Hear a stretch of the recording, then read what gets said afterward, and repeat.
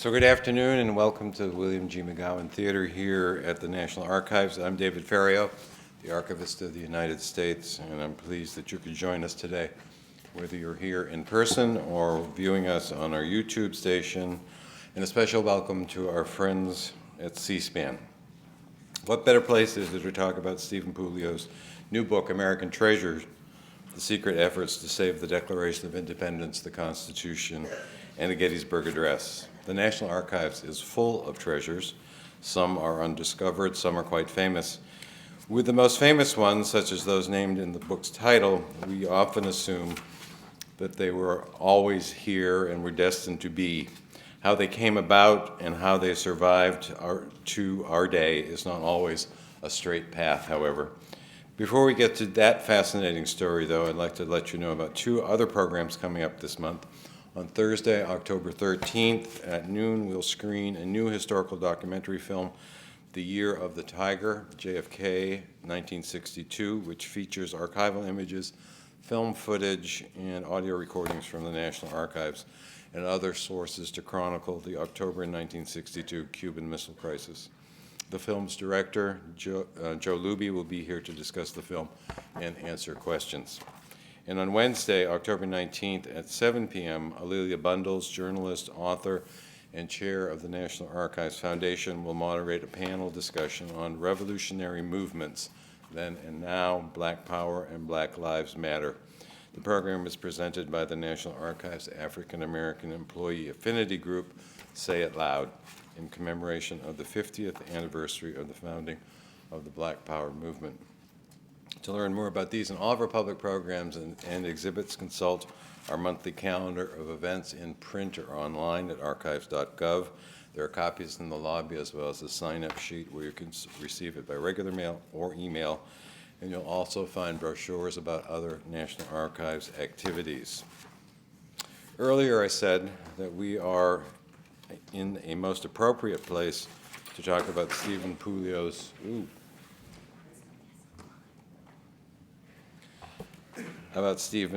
American Treasures. Just above us in the rotunda are two of the documents he writes about, the Declaration of Independence and the United States Constitution. When this building was constructed in the 1930s, the rotunda was designed to display those two plus the Bill of Rights. When the National Archives building opened to the public in 1936, only the Bill of Rights occupied its display case. We had to wait until 1952 to bring all three founding documents together. And the story of how the Declaration and Constitution came to the National Archives is the one we never tire of hearing.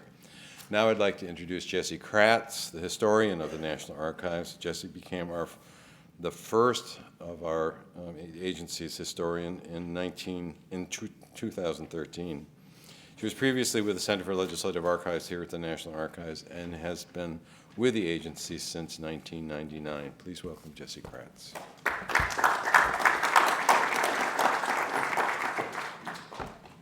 Thank you, David. I'm very happy that Steve could be with us today during American Archives Month to talk about his new book, American Treasures. His work demonstrates not only the importance of the records created by other federal agencies, but also the importance of the records that we at the National Archives have created ourselves. In writing his book, Steve consulted several different sets of records, but the one that is nearest and dearest to my heart is the records of the National Archives. These records help tell our story as an institution, how we came to be, who we were, and how we got here. The documents trace our growth and development and range from the correspondence of the first archivist of the United States, R.D.W. Connor, to the 53 gigabytes of digital photos of our more recent activities that we just transferred into the collection.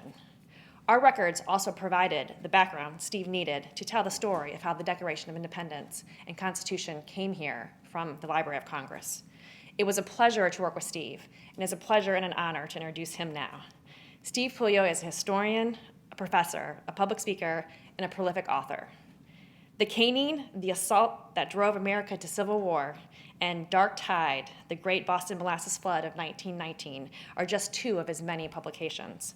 Puleo holds a master's degree in history and teaches the subject at Suffolk University in Boston. He is an award-winning reporter and a contributor to American History Magazine and the Boston Globe. You can read more about his new book in the fall issue of Prologue, the magazine of the National Archives. Ladies and gentlemen, please welcome Stephen Puleo. Thanks, Jesse.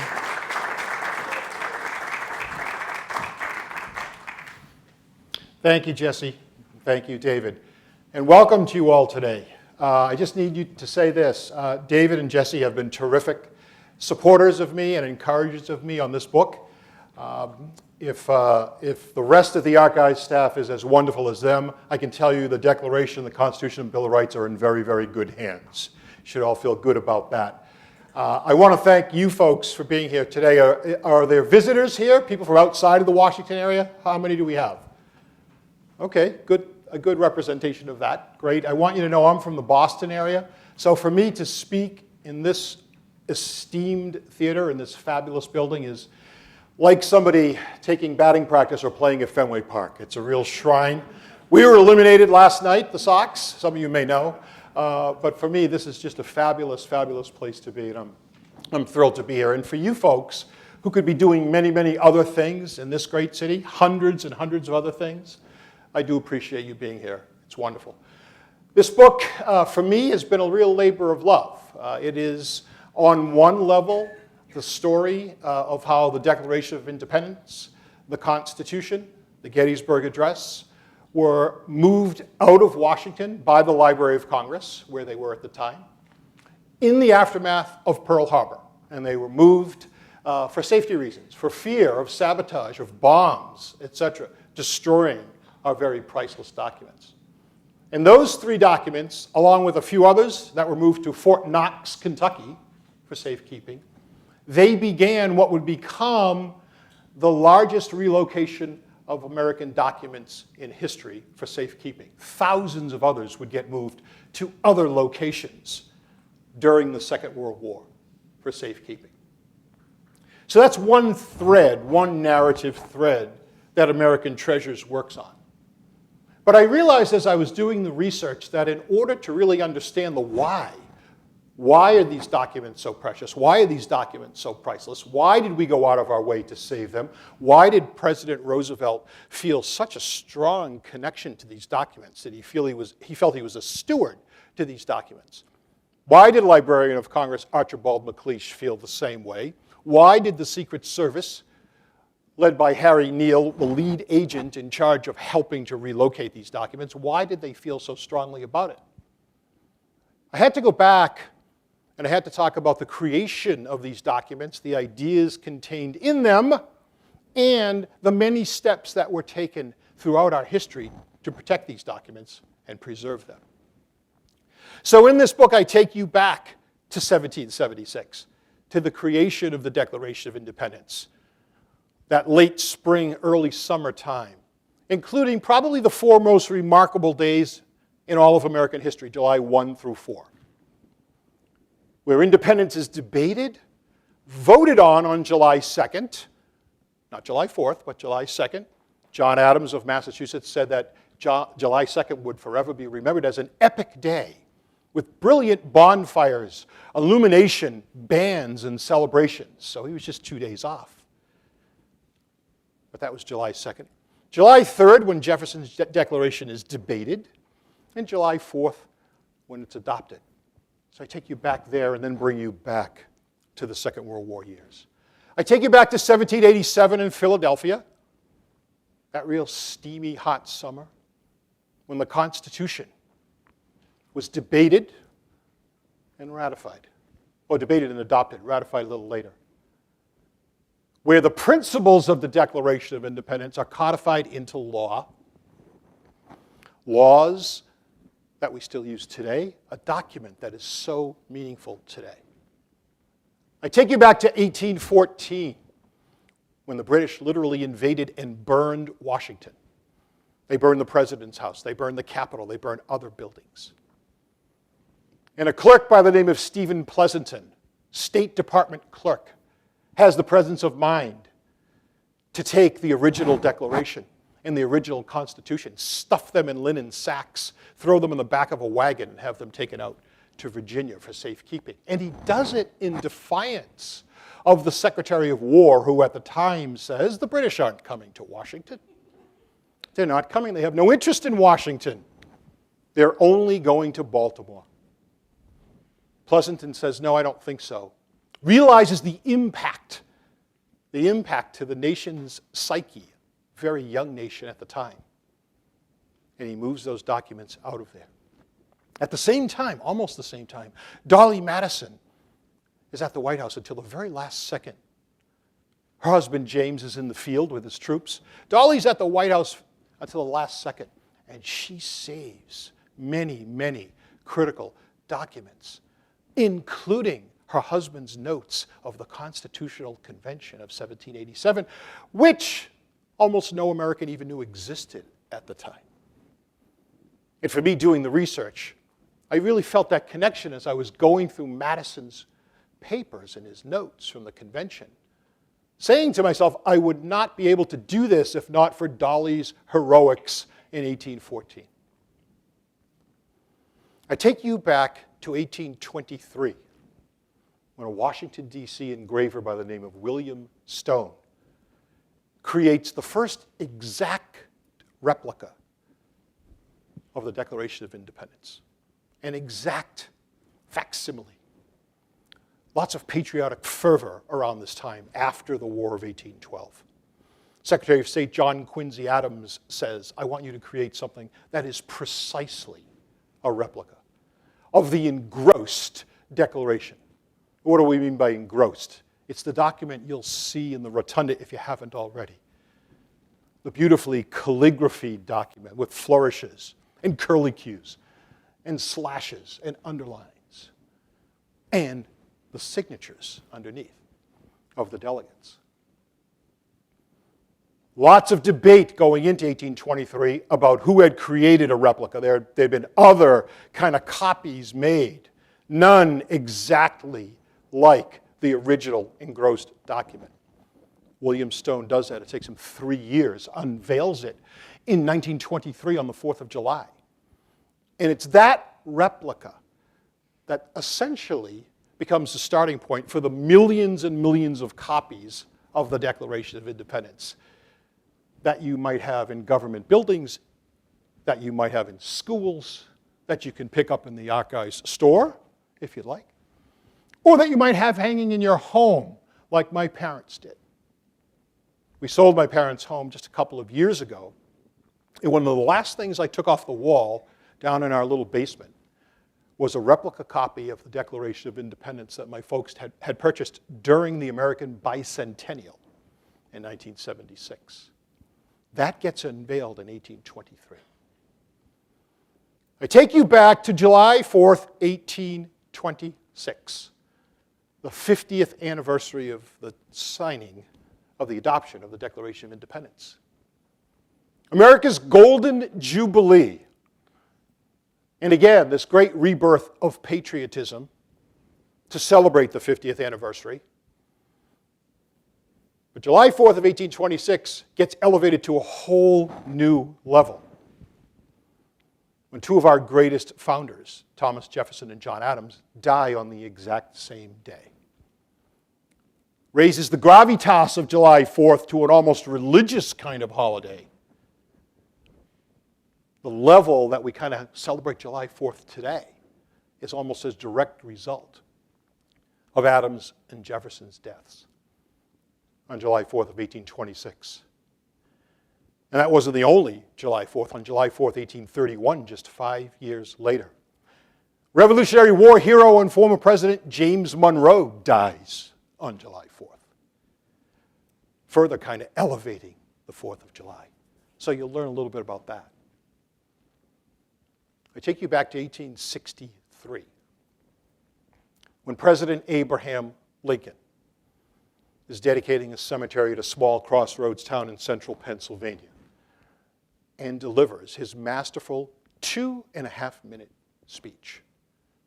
My presentation to you today will be 20 times longer than the Gettysburg Address. And I'm sorry to say, nowhere near as memorable. Hope you enjoy it, but nowhere near as memorable.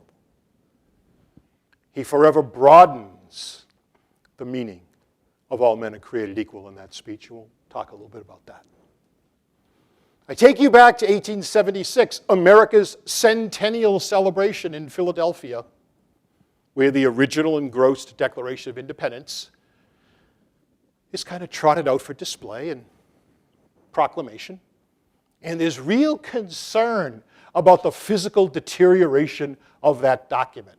Maybe for the first time. There'd been some mutterings about it down through the years. But on the 100th anniversary, some real concerns about the fading, the signatures fading. We'll talk a little bit about that. Into the 20th century, there's the movement of the documents from the State Department to the Library of Congress. And then those World War II years that we'll talk about. And then the date that David alluded to in 1952, when the original Declaration and the original Constitution get transferred from the Library of Congress to the National Archives. One of the most, I would say maybe the most important day in the history of this building, for sure, but quite a day. So you'll go back and forth like that. Because when you think about it, folks, the history of these documents really is the history of our country. The parchments themselves, yes, but the ideas contained in them.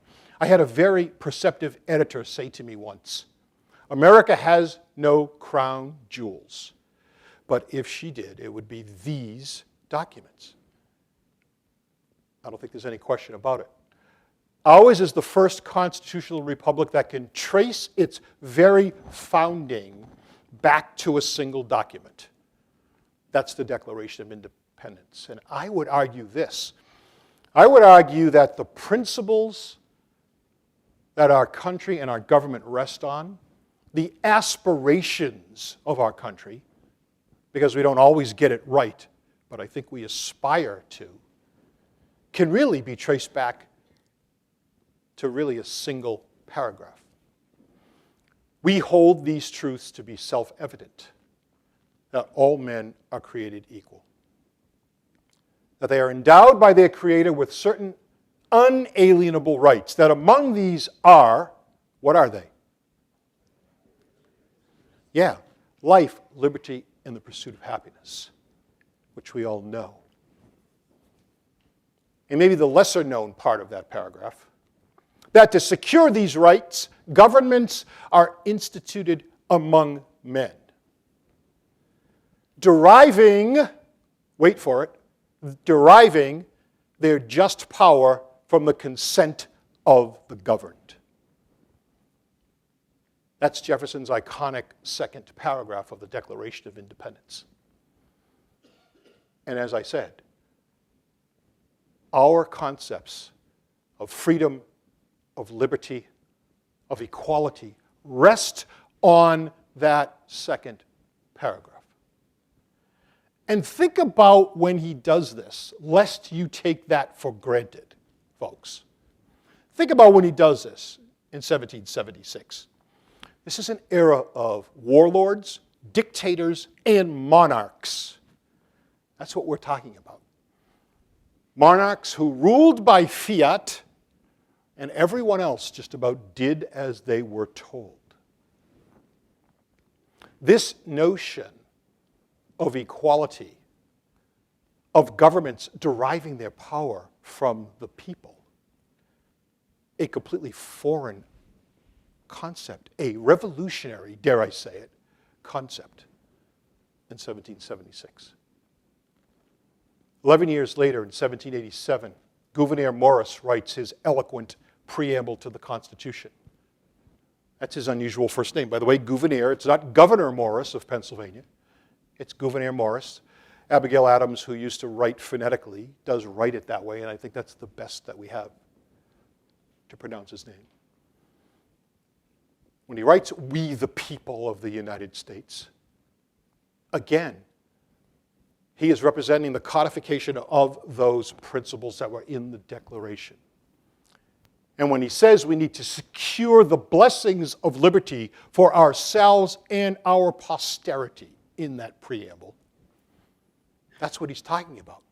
for the current generation and for future generations. And later on during the discussion of the presidency, during the Constitutional Convention, the Federal Convention in 1787, lots of talk about how much power the president was going to have. And it was Morris who says during the discussion, this chief executive is not going to be the king in this new government. He will be more like the prime minister. The people are the king. Again, unheard of in 1787. And later on, when Abraham Lincoln stands before that gathering at Gettysburg and says, these men have died so that a nation can live. And when he implores the audience to make sure that these dead shall not have died in vain, that this nation shall have a new birth of freedom, and the government of the people, by the people, and for the people shall not perish from the earth. What is he saying? Abraham Lincoln, a great admirer of the founders and a great admirer of the Declaration and the Constitution, is saying this. He knows that the issue of slavery, the scourge of slavery, was the big omission from these documents. And yet what he says is, those documents hold the key for this nation to bind its wounds. Now, we don't need to scrap the Declaration of Independence. We just need to broaden the interpretation of all men are created equal. We don't need to tear up the Constitution, because the framers have given us the power to what? Amend the Constitution. And so that's a very, very important point. Lincoln, who said back in 1861, as early as 1861, said that his favorite principle in the Declaration is that everyone had an equal chance. And in a very eerie, kind of prophetic statement says, and rather than surrender that principle, I would rather be assassinated on the spot. He says in 1861. Kind of chilling when you read it. But that's how much he believed in these documents. Very, very important. And these documents are important for other reasons too. When you think about the steps that were taken in the Second World War to protect them, one of the big reasons is this. These documents were not predestined. They were not foregone conclusions. They were extremely hard to come by. In 1776, remember, what did we have at that time? Your classic, 1/3, 1/3, 1/3. 1/3 of the people in general were Tories, loyal to the crown. 1/3 of the people wanted revolution and splitting from the crown. And in this election year, I think appropriately, 1/3 were undecideds, right? They were undecideds. They weren't really polled, but they were undecideds. And the delegates, by the way, certainly weren't all in agreement. John Dickinson of Pennsylvania says, to separate right now from Britain would be like tearing down our house without having another place to live and asking our neighbor to take us in. It would be like setting sail in a skiff made of paper.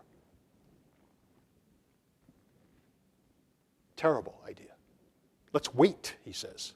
Let's wait till Europe kind of recognizes us. Let's wait till the time is right. But finally, when the delegates approve independence on July 2nd, when the Declaration is adopted on July 4th, there would be no more waiting.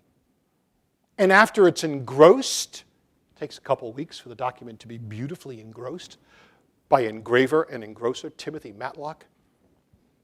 The delegates step up and sign this document the most of them on August 2nd of 1776. And they realize as they are doing so the solemnity of the moment. They are doing so under great risk. Colonies are at war. If they lose the war, it's likely that these signers are going to be killed. Found guilty of treason for sure, no question about it. But even during the war, concerns that their families would be harmed, their farms would be harmed, they would be harmed once the signers' names got out into the general public. But they step up and they do it.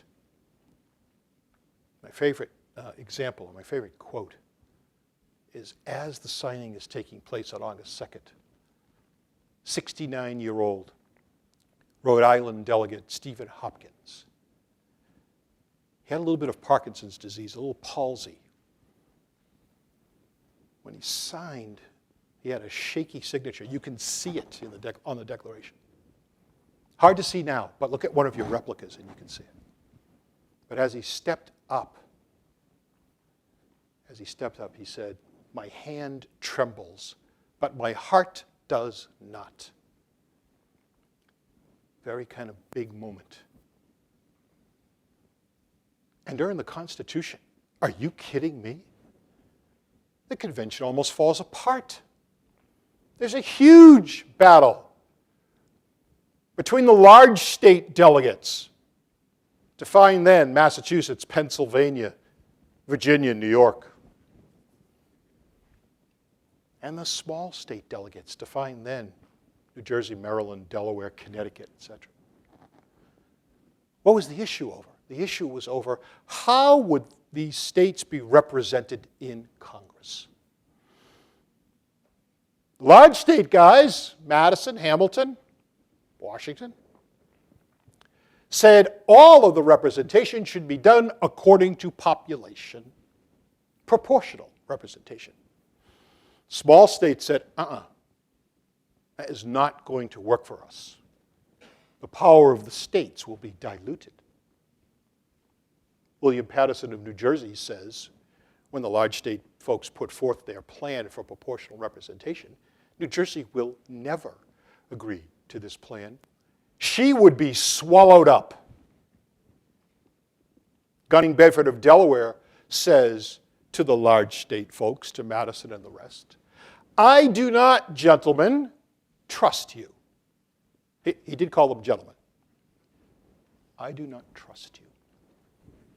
Roger Sherman of Connecticut says, just before the 4th of July of 1787, "We are now at a full stop. We're not going to get this thing done." Delegates break for the 4th of July,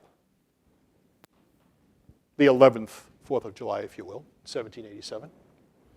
In Philadelphia, there's celebrations. They kind of take stock of what they're doing, what they're here to do. And they come back with this resolve to get something done, to make some sort of a compromise to get a new constitution. And they do on July 16th of 1787, the most important day, I would say, during the whole Constitutional Convention, the Federal Convention, when they come back with a grand compromise. And you know it well. What is it? In the lower house of Congress, well, that representation will be determined by population. And in the upper house, we're going to call that the Senate, folks. Each state would be equally represented. They'd each get 2. That was the deal. Neither side was very happy with this deal. The large state folks, I would say, were close to apoplectic.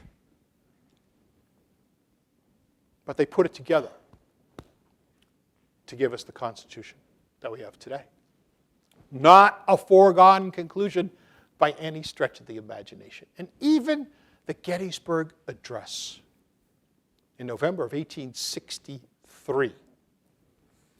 First of all, Lincoln almost doesn't go to Gettysburg. He's an afterthought.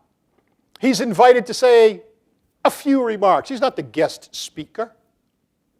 That's it, Edward Everett of Massachusetts, who, by the way, delivers a 2-hour oratory at Gettysburg. 2 hours long.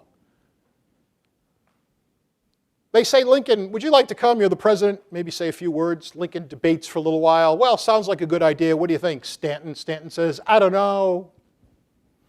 What's the big deal? All right, we're going. They go. He delivers his speech. It lives forever and will live forever. But he almost doesn't go. And by the way, the Union still has to win the war. Now, by November of '63, things have changed dramatically. The tide has changed in their favor. Victories at Gettysburg, victories at Vicksburg, etc. But there's 17 months of really hard fighting ahead. Nobody knows that in November of 1863. So think about that when you think about these documents. On the two ends, you have the Declaration and the Gettysburg Address, where wars have to be won for the documents to have any teeth whatsoever. Otherwise, they're just paper, parchment, in the case of the Declaration. And in the middle, you have the Constitution, where a massive compromise that almost nobody likes has to happen for the Constitution to be put into place. That's one of the reasons Roosevelt and McLeish and Harry Neal of the Secret Service wanted to preserve these documents. And I think there's another really important one. When you think about these documents, when you go view these documents in the rotunda, think about this. These documents are artifacts, to be sure. They're artifacts, no question about it. They're in protective cases. They're protected from humidity, from dust, from mites, you name it. Computerized systems can tell you inch by inch whether these documents are deteriorating. Great conservators work here to keep those documents in the best shape possible. So they're certainly artifacts. But what else are they? They're symbols. Very, very important symbols. Again, go to the rotunda. It's a shrine. There's no question about it. The lights are kind of low. There's guards there. It tends to be quiet. Even when there's kids in there, it's quiet. And I know of what I speak. I am the husband of the principal of a pre-K to 8 school. We take 8th graders down here every year. When you're the husband of the principal, you are a chaperone, by the way. You will be a chaperone, and I love it. But we take our kids down there. It's quiet. The kids are quiet. They're looking at it. They're looking at these documents. They don't quite maybe understand the significance. I try my best not to be insufferable and tell them about it while I'm there. Key word is try. Last year when we were here, I was telling the kids a little bit about the Declaration, and I heard another group, kids in another group say, hey, that guy knows what he's talking about. So it was pretty interesting. But they're symbols, right? When they were displayed in the centennial of 1876, the Declaration is a symbol. So they're artifacts and they're symbols, and they're one other thing, right? They are our daily blueprint for how we govern, how we determine our laws, almost how our culture operates. So this notion of all men are created equal, this broadened all people are created equal notion, this notion of life, liberty, the pursuit of happiness, it is the underlying thing we think about as we are creating laws, as we are instituting rules, as we are doing things in our daily culture. And again, it doesn't mean we're perfect at it, but that's always part of the discussion. And the Constitution is part of our daily lives. Every time a newscaster says, does Congress have enough votes to override a presidential veto? Who will control the Senate in the next election? Will the Supreme Court find this law constitutional or unconstitutional? Every single day, every single time you hear that, it's that Constitution, part of our daily lives and our daily governance. So think about that. These documents, they're artifacts. These documents, they're symbols. These documents are day-to-day blueprints by which we operate. They're all of those gathered into one. So I was thinking about that during my research, and guess what? Roosevelt and McLeish and Harry Neal were thinking about that during the Second World War. I want you to think about this. After Pearl Harbor is attacked on December 7th of 1941, Washington goes into lockdown. Gun emplacements on the roofs, sentries at the War Department. The White House goes dark right around December 9th. There's debate on whether to paint the White House black. They don't, but they do paint windows black. Bulletproof glass is installed at the Oval Office. Secret Service gives gas masks to the White House staff. FDR kept his on his wheelchair arm. Secret Service builds a 750-foot zigzag tunnel that links the White House with the Treasury Department in case FDR and his staff needed to get over there for safety. Food down there, clothing down there, toilet facilities, office space down there. FDR said to Treasury Secretary Henry Morgenthau, "Henry, I'm not going down there unless I can play poker with all the gold in your vaults." Never does go down there, but that tunnel, photos of that tunnel, still classified. You can't get them from the Secret Service archives. Believe me, I tried. Got a very nice note back to say, can't do it. But Washington is in lockdown. There is real fear of German bombers, real fear of sabotage during this period. There's even talk, folks, about rerouting the flow of the Potomac and Anacostia rivers. Why is that? Because at the confluence of those rivers, pilots could get a fix on the White House, about a mile behind that, but right in line. So there's even talk about that. FDR says during a press conference in February of 1942, during a press conference, the Germans can probably come in and bomb New York City or Washington, D.C. tonight. And under certain circumstances, he doesn't elaborate on those, but under certain circumstances, they might even be able to reach Detroit and bomb it tonight. Wow, pretty stunning. What FDR knew, and only some people along the coast of the United States knew, but certainly not all Americans knew, is that the other thing that was going on is that German U-boats were sinking American merchant ships up and down the East Coast with impunity.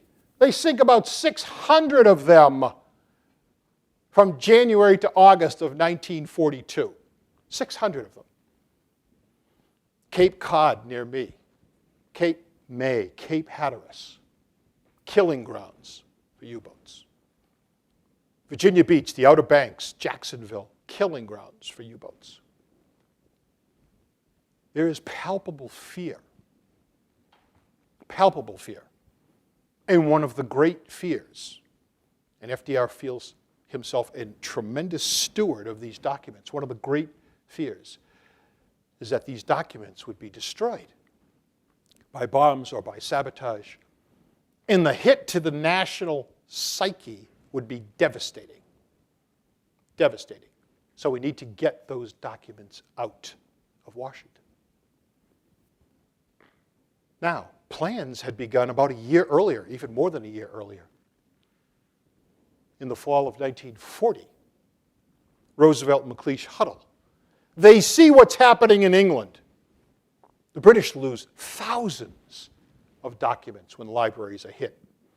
During the Battle of Britain, during the Blitz, firebombings. Incinerate these documents. The Germans are destroying millions of documents, books, manuscripts, mostly by Jewish writers, but others too in archives. So that's when the planning begins. Archibald MacLeish, Librarian of Congress, says to his staff, I want you to put together what we have that is utterly irreplaceable and unique. And then we're going to triage them. Level 1, level 2, all the way down to level 6. Level 6, still very important documents, but that's how we're going to do it. His staff does do that. And in the spring of 41, 7 months or so before Pearl Harbor, about 700 Library of Congress volunteers spend about 10,000 hours assessing, cataloging, and packing critical documents. 5,000 boxes of documents. The president's papers, Washington's diaries, amazing numbers of documents, the notes of the Continental Congress, the Constitutional Convention notes that I mentioned that Dolly Madison rescued. Samuel Morse's first telegraph message, what hath God wrought? Letter from Queen Victoria to Mary Todd Lincoln after the assassination of Abraham Lincoln. Her condolence letter, where Queen Victoria says how much she feels for Mary Lincoln because she has barely gotten over the death of Prince Albert just a few months earlier. So this incredible collection of Americana, of American democracy, gets packed up in the spring. And when America finally goes to war after Pearl Harbor, the ball starts to roll to get these out of Washington. It starts on December 26th, 1941, the day after America's Pearl Harbor Christmas. Very eerie Christmas for Americans. Many have already, sons, uncles, brothers, daughters, have volunteered. Many Americans are wondering whether their family members would be there the next Christmas. So it's a very kind of eerie Christmas. The day after that, on December 26th, the Library of Congress and the Secret Service pack up the Declaration of Independence, the Constitution, the Gettysburg Address, and a few other documents, a few other what they call first-tier documents.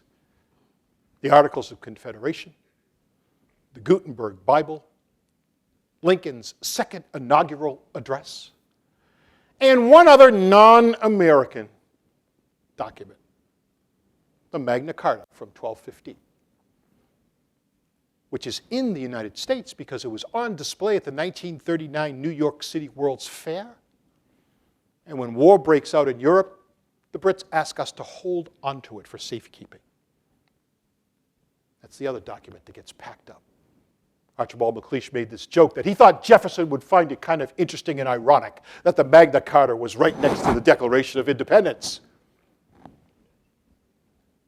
And the Secret Service transports it from the Library of Congress to Union Station,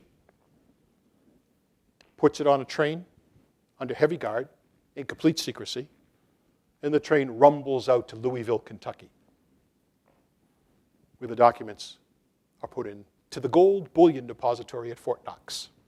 Now, MacLeish had asked Morgenthau for room at Fort Knox, at the gold bullion depository. He wanted some space to put a lot more. Morgenthau says, because there's tons of gold here, right? Already, Morgenthau says you can have about 60 cubic feet. It's about the size of a freezer, folks. I mean, do your math. 60 cubic feet, not much. So MacLeish has to make do with Fort Knox. But then the question becomes, where do we take the rest of these incredibly important documents? Library of staffers go on a road trip because here's what they're looking for. They're looking for places that are pretty far inland, or at least maybe 50 to 100 miles inland. They're looking for places that maybe have mountains around them that bombers can't get to. They're looking for places that are waterproof, fireproof, to the best possible ability, humidity-proof. So they go on these sojourn looking all around, where can we put these documents? And they end up with college repositories. The University of Virginia in Charlottesville, Washington and Lee in Lexington, VMI, Virginia Military Institute, in Lexington. But then they realize they still don't have enough space. So they pick Denison University in Granville, Ohio, about 400 miles from Washington, from right here. Later on, they realize that VMI has some humidity. They have to get them out of there, and they take them all to Denison. So the University of Virginia, Washington, Lee, and Denison become the repository for these documents. They looked at many places, over 60 places. Bowling Green, Kentucky had termites, couldn't put them there. Roanoke College had a fireproof basement, but it was near a swimming pool. Too much humidity, couldn't put them there. So that's the kind of thing that went in to the decision of where to put them. This is all done in complete secrecy, folks. This massive relocation. Library of Congress does this, but they're not the only people that do it. The National Gallery of Art, right near us. Am I pointing in the right direction? I'm not sure.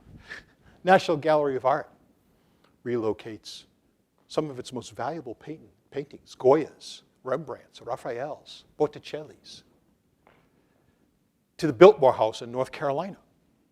Has humidity controls.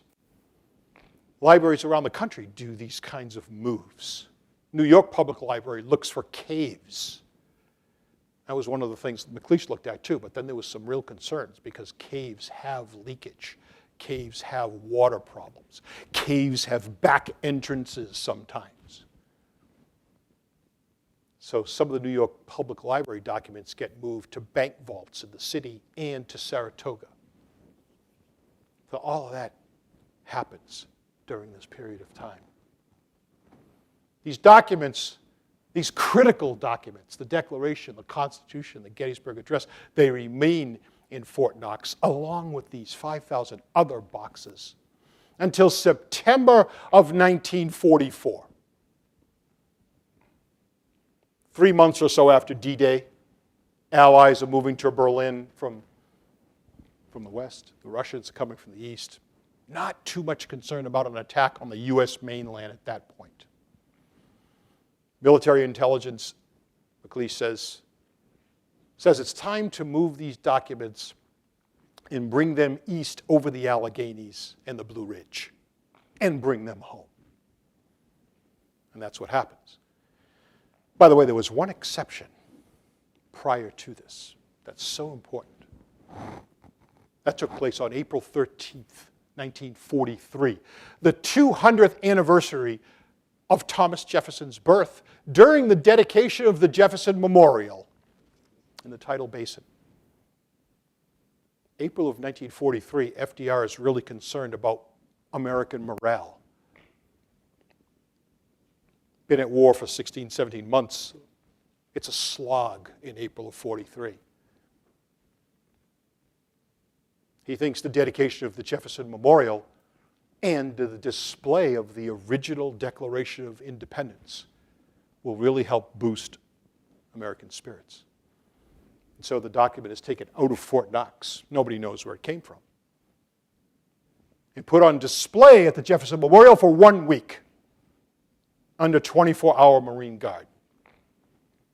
Thousands of Americans come to see it.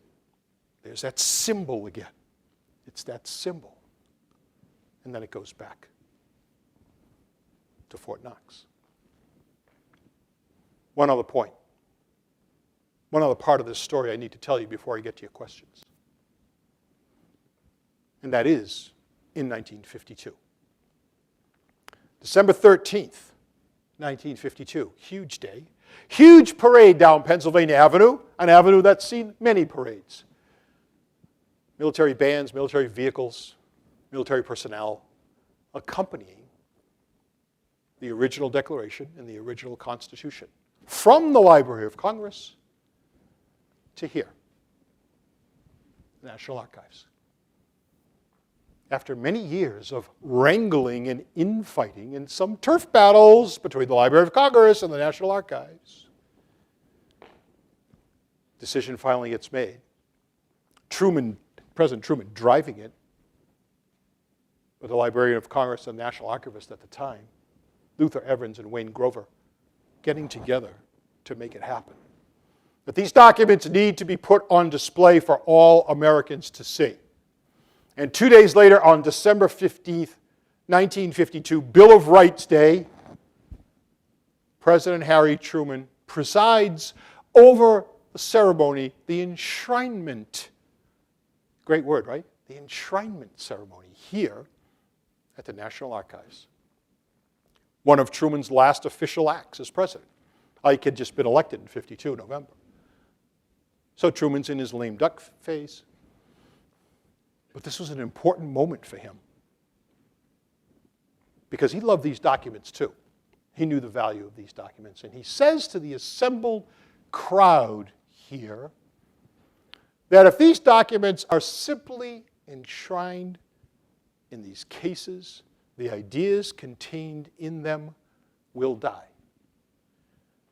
That in order for them to live on, and for the ideas embodied in them to live on, they must be enshrined, quote, in our hearts and minds.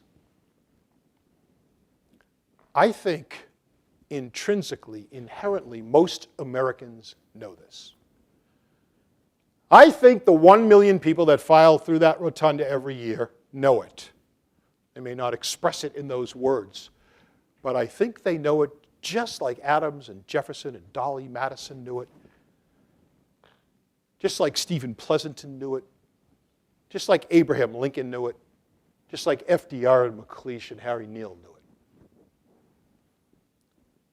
For 240 years, this is the 240th anniversary, folks, 240 years, these documents and the ideas contained in them have been protected and preserved by others. Harry Truman said to this crowd, that needs to continue to happen with this generation and future generations. That would be us. Let us hope we get it right. Thank you very much.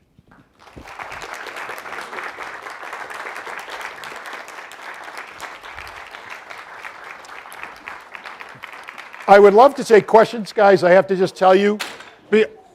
Oh, goodness. Hold on.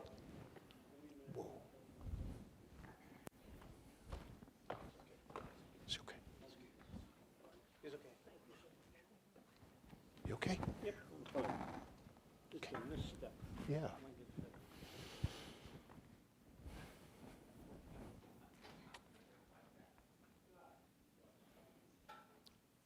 He's good. Yet, this gentleman was excited to ask a question.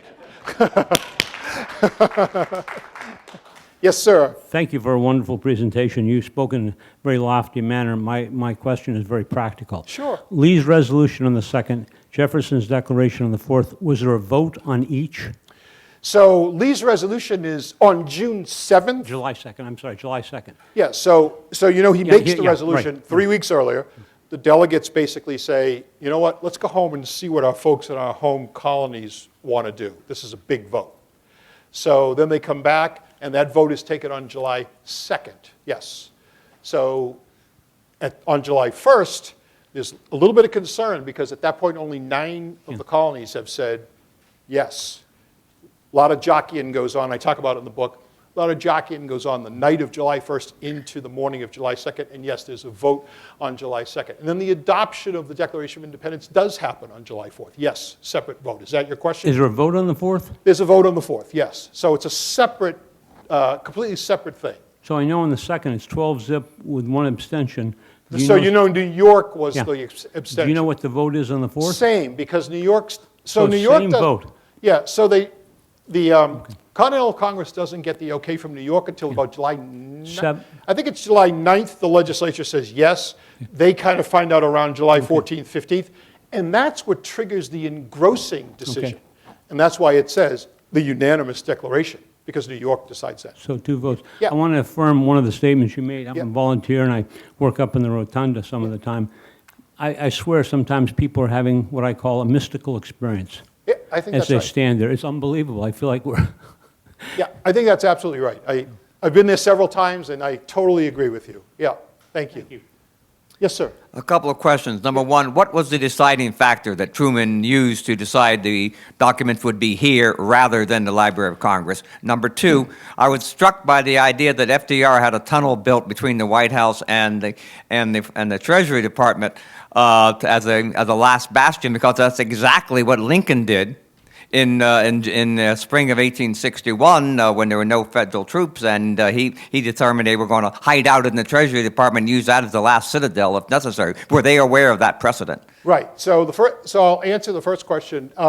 This decision to move the documents was one that was happening for maybe close to 20 years. So when this archive is first built, that's one of the reasons why. It's Hoover who kind of says, let's move these documents. But there's lots of resistance by the Library of Congress. Let's face it, 2 of its most prestigious documents ever are there, and there's a lot of foot dragging, there's a lot of turf fighting. That happens occasionally in Washington. I don't know if you knew that.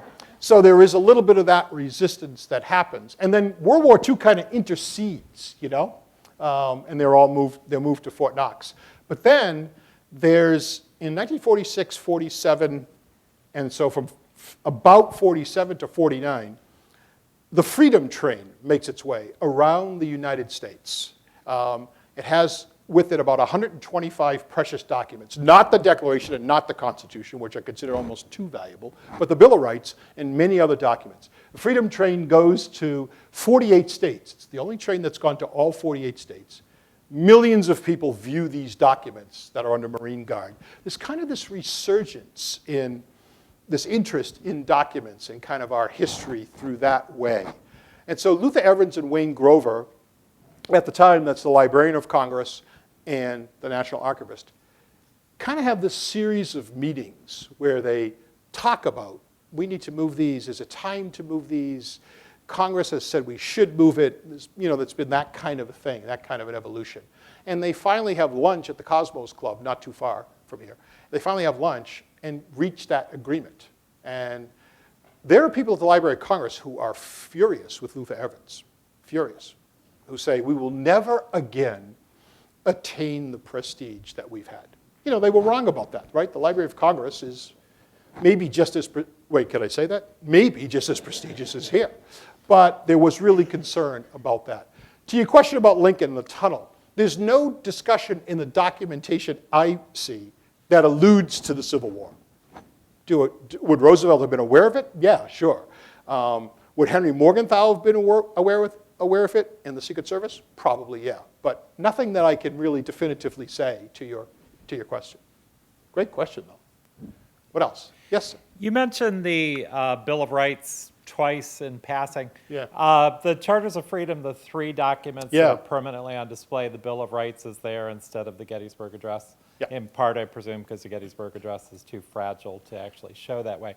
But did the Bill of Rights get the same treatment as the Constitution and the Declaration during the 1942? Yeah, so let me answer the question this way. First of all, I will argue that the Gettysburg Address is not enshrined because it's not engrossed.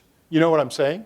So it's a manuscript copy. So that's one of my, I kind of wish it was engrossed so it got that kind of play. No, the Bill of Rights is here at the archives. It comes, I want to say, around 38. I may be a little bit off on the year. From about 1814, during the Stephen Pleasanton time, even though the Bill of Rights is not specifically mentioned in his hiding place when he takes it out to Virginia, the suspicion is that that was part of what he took out. But there's not much known about the Bill of Rights between that time and that 1938 time when it comes to the archives. The archives during the Second World War was also known as Fort Archives. Why? It's considered one of the buildings that would be able to resist some bombings. So it stays here. It's not part of that movement out to Fort Knox. So great question. But yes, it's part of the, and I kind of include it, even though it's a separate parchment, separate document, I include it when I talk about it, and even in the book to some extent, as part of the Constitution, as the first 10 amendments to the Constitution. Even though again, they almost don't happen. I mean, Madison, who's the father, quote unquote, of the Bill of Rights, was one of the great objectors to the Bill of Rights during the Constitutional Convention. So why does he change his mind when the first Congress is elected? He changes his mind because there's lots of concern from people like George Mason, from people like Monroe. There's concern that they're not going to go along with this, that they're going to call for a second convention. Unless this Bill of Rights gets included, they're going to call for a second convention and maybe blow up the whole Constitution. So Madison, and the credit goes to him here, promises that when he's elected to the first Congress, he will fight for a Bill of Rights, and he does. So that's how that kind of all, nice question, yes? The material that was left Washington left it under very heavy guard. When particularly the second through whatever tier. Second through 6 tiers. Thank you. Yes. When those things were deposited in Washington and Lee, UVA, and Yep, Dickinson, what sort of safeguard measures Yeah. So were? I will tell you this, a great question. Did you all hear the question? What kind of safeguards? So they go out on tractor-trailer trucks. They go out in trucks. So there's lots of safeguards kind of as they're being packed. There's sometimes a vehicle that accompanies them, but not a huge, there's no huge like procession. It's done almost anonymously, if you will. So trucks would go out. In fact, some of the boxes say Library of Congress on the side. Steal me, yeah. Yes, yes. Well, and so one of the things McLeish makes a big deal of afterwards is that how so many different groups of people kept this a secret. But once the things were stored Yes. in these repositories, what sort of Yes. measures were made to safeguard them Right, there? they were guarded 24/7 by the Library of Congress, which set up guards there. Library of Congress personnel visited those repositories several times to make sure things are okay with leaks and humidity and Right. mites and vermin and all of the above, yeah. When those materials were returned to Washington, Yep. were they re-inventoried to make sure everything was still there? Yes, yes, and they were re-inventoried to make sure everything was still there. And one of the great mysteries to this day, I touch on it on the book, but probably more should be done, is that among the things missing were 2 Walt Whitman notebooks, right? Butterfly? Yeah. So one of them turned up a little bit later. There's still one missing. Yeah. But amazingly, no, everything comes back intact. The whole thing is done in secret. Remarkable. It's stunning, isn't it? Yeah. Yes, I know. thank you. Thank you. We have time for one more. Oh, yes, sir. First of all, my condolences about the socks. Listen, I didn't have a good feeling going in. I know, I didn't either. I wanted to underscore one thing you said, and that gentleman observes, by way of an anecdote. I'm one of those tour guides who takes 8th graders through the court. Great. And it was an 8th grader from New Jersey, a young lady who came up to me again in the hushed rotunda and said, "There's a man over there taking pictures," which of course is not permitted. And I said, "Really, where?" And sure enough, there was a person rather surreptitiously down about waist level. And so I said, "You're right, you have to tell the guards." And she said, but he's wearing a suit. And I explained that biggest crooks in the world wear suits. And said, "You have to tell." And she went over, and she did. And actually, she and another girl. And the guard went over, took the man's camera, looked through it. I presumably deleted the things and chatted with him. I don't know what they said. But afterwards, we're getting on the bus on 9th Street, and her hand comes up at the back of the bus. And she said with obvious pride and appropriate meaning that she realized that they had just defended the Constitution. Ooh, that's really good. Yeah. What a way to end it. Guys, I'll be signing up back. If you come up and buy a book, great. If you don't choose to buy a book, please, if you haven't been in the Rotunda today, go. Go. Thank you very much.